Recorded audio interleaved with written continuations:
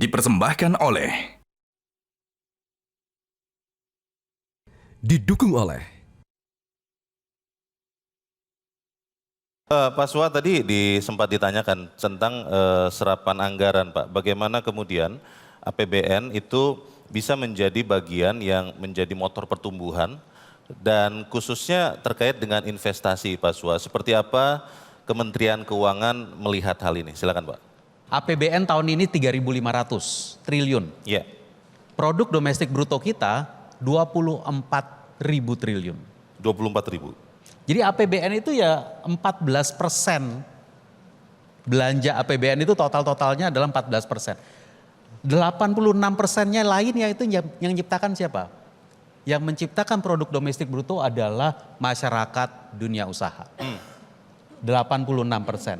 Karena itu kita mesti pikirkan betul 14% APBN itu bisa bagaimana memaksimalkan yang 86%. Bapak Presiden bilang titik-titiknya itu di 8 program prioritas. Ketahanan pangan, ketahanan energi, kemudian pendidikan, kesehatan, UMKM, pertahanan semesta, lalu kemudian juga percepatan investasi dan juga MBG kita. Oke. Nah ini nanti semua baik APBN maupun Danantara kemudian bekerja untuk ini semua. Saya ingin memberikan kesempatan ini terakhir kepada masing-masing pembicara closing remarks untuk masing-masing sekitar 1 menit. Saya mulai dari Pak Wamenkeu. Silakan Pak, apa kata kunci dari Kementerian Keuangan untuk investasi sebagai penopang pertumbuhan? Silakan Pak. Untuk investasi kuncinya ya iklim investasi. Dia yang paling penting adalah iklimnya.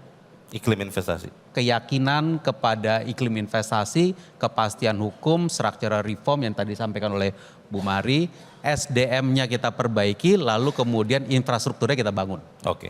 Ya, itu dia kombinasinya. Nah, tapi kemudian tadi iklim investasi bukan hanya soal sektor real, tapi juga sektor keuangan, pasar modalnya, perbankannya, stabilitas sektor keuangannya dan seterusnya. Ini kita lakukan semua dengan otoritas terkait, tapi ujungnya adalah menciptakan iklim investasi yang kondusif untuk dunia usaha, masyarakat mau bekerja di perekonomian kita, menciptakan kegiatan ekonomi dan nanti ujungnya kontribusi pajak. Baik. Kita kembalikan lagi ke dalam bentuk infrastruktur, logistik, SDM, pendidikan, kesehatan, dan kegiatan-kegiatan lainnya. Jadi iklim investasi adalah kata kuncinya. Terima kasih Pak Wamenkeu. Pak Pandu silakan Pak.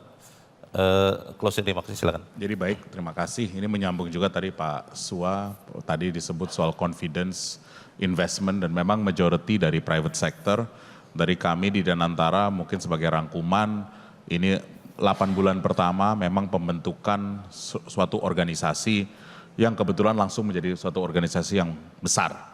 Dan dari sini memang yang paling penting adalah pembentukan SDM, pembentukan struktur, dan juga governance. Jadi ini governance juga sangat penting karena apapun yang kami lakukan, semua pasti menilai, ya kan?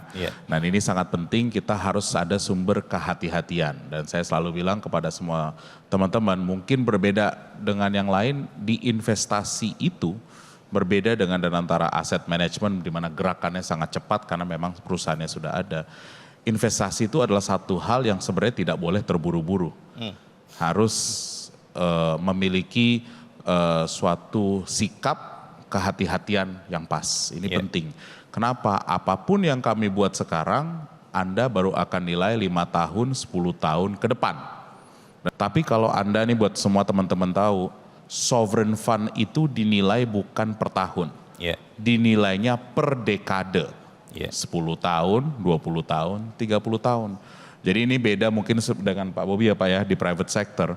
Kami di Danantara ini fokusnya adalah bagaimana in decades kita nanti bisa dinilai balik. Dan unsur kehati-hatian itu segala-galanya. Baik. Jadi sebagai terakhir, terima kasih atas perhatiannya juga kepada Danantara, masukannya juga banyak dari semua kalangan. Saya hanya ingin bilang bahwa dari sisi investasi langsung, nilai kami secara long term. Baik. Gitu ya. Makasih. Terima kasih Pak Pandu. Bu Mari silakan. Ya, bila mana kita ingin tumbuh di atas 4 sampai dengan 5% yang selama ini menjadi sort of stable growth-nya Indonesia, dan kita ingin keluar dari tren slow growth yang terjadi bahkan bukan hanya karena COVID tapi setelah global financial crisis, dan kita ingin tumbuh di atas tren itu. Kita perlu investasi. Ya, dan investasi itu dan dalam investasi tersebut bagaimana kita revitalisasi sektor-sektor yang sudah ada seperti padat karya karena terkait dengan penciptaan lapangan pekerjaan, karena kita ingin growth yang berkualitas, yang creating jobs, yang green dan yang inklusif dan resilient dan seterusnya. Investing in existing sectors like padat karya, agriculture, dan investing in new sectors, ya, in new sectors termasuk downstreaming, melanjutkan downstreaming di dalam berbagai sektor seperti di critical minerals, green sectors banyak sekali opportunity di situ, dan services, ya. Dan untuk itu kita perlu melakukan perbaikan dari segi regulasi, institusi, structural reforms dan seterusnya. Dan this is a long game. Kita harus mulai sekarang untuk membangun confidence. Jadi kita perlu mencari quick wins yang akan benar-benar memberi signal yang tepat. Terima kasih Bu Mari. Bu Filia silakan. Mungkin message terakhirnya itu banyak rencana, banyak eksekusi yang sudah terjadi gitu ya. Yang saya suka dari di panggung ini adalah perwakilan dari berbagai entitas ya. Jadi memang yang saya pikirkan adalah bagaimana melakukan delivery yang bersama antara public, private, by the way filantropi juga, Pak Pandu ada trust fund-nya juga gitu ya, yang lebih terfokus gitu ya. Dan kalau terfokus berarti kita harus punya angka yang kita lihat bersama kalau boleh pemikirannya gitu ya. Dan angka ini bukan hanya angka outcome, tapi mungkin juga angka input yang membuat apa yang kita inginkan itu sustainable. Tadi misalnya kita bicara tentang informal employment to formal employment, kualitas dari infrastruktur gitu ya. Kita ngomong kapitalisasi pasar modal. Nah ini alangkah indahnya kalau ada satu dashboard yang dilihat bersama sehingga waktu melakukan delivery yang bersama-sama ini arahnya sama dan kita tahu jalannya sudah benar atau belum benar. Kalau belum benar nggak apa-apa ya kita perbaiki bersama, tapi kita tahu diperbaikinya di mana kalau ada angkanya. Itu Terima kasih Bu Filia. Pak Susi silakan Pak. Baik, terima kasih. Pertama kalau kita lihat tadi dari sisi capaian investasi selama 1 tahun pemerintahan ini, dari sisi capaian kuantitatif tadi sudah kami sampaikan terjadi peningkatan yang sangat signifikan dan luar biasa. Tadi kita sampaikan bahwa baru di pemerintahan ini realisasi investasi setiap kuarter mampu di atas 450 triliun. Di kuarter 4 lalu 452, kemudian kuarter 1 465, kemarin 477 dan baru terjadi sekarang. Kalau kita bandingkan dengan 5 tahun yang lalu di awal-awal 2021 itu masih di angka 200-an triliun. Sehingga ini dari sisi kuantitatif kenaikannya cukup luar biasa. 2,5 kali sejak 5 tahun yang lalu.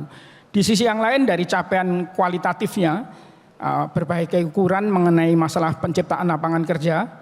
Kuarter 2 kemarin mampu menciptakan 665.000 dan saya kira ini kalau dibandingkan 5 tahun lalu yang di angka sekitar 220-an ribu ini juga 3 kali lipat. Artinya kalau disimpulkan di masa satu pemerintahan ini capaian realisasi investasi baik dari sisi kuantitatif maupun kualitatif luar biasa, bahkan double digit. Namun yang paling penting adalah bagaimana kita terus mendorong peran investasi ini menjadi motor utama untuk pertumbuhan ekonomi kita. PDB kita, PMTB-nya sekitar 28%. Memang masih paling tinggi adalah spending konsumsi rumah tangga kita. Namun ke depan saya kira investasi ini akan selain berkontribusi positif untuk PDB juga multiplier efeknya ke berbagai sektor. Karena itu saya kira sangat tepat ke depan untuk mencapai 8% kita perlu terus menjadikan investasi sebagai motor utama penggerak perekonomian nasional kita. Terima kasih Pak Susi. Pak Bobi silakan Pak. Terima kasih terakhir nih ya Pak. Waktu kita ini tinggal 3 tahun loh. Pemerintah sudah jalan 1 tahun. Nanti 1 tahun sebelum pemilu, kalau proyek-proyeknya Pak Pandu atau PU belum jalan, lupakan lagi nanti baru 2030 Pak. Nah jadi 3 tahun ini mesti tugasnya Paul. Iya. Kita perlu orang-orang di tempat yang tepat ya untuk bisa berpikirnya out of the box. Yang lainnya sudah tertata kok, makanya saya bilang tadi bagus kok semuanya. Ya. Ya cuman tinggal ngejar 3%-nya ini Pak, masih. Baik, terima kasih Pak Bobi. Bapak Ibu semua, saya hanya ingin mencatat ada 3 tadi yang izin saya kutip dari Pak Bobi. Ada poin pertama adalah unlock potentials. Poin yang kedua, pemerintah tidak bisa bekerja sendirian. Lalu yang ketiga, potensi-potensi itu banyak selama kita percaya. Dan kalau kita percaya Indonesia bisa mencapai 8%, itu akan bisa tercapai. Dan inilah akhir dari diskusi kita pagi ini.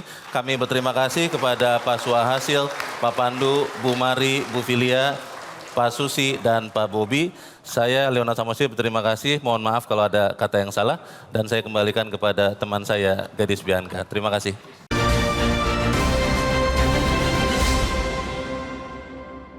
Dipersembahkan oleh, didukung oleh Jelajahi cara baru mendapatkan informasi. Download Metro TV Extend sekarang.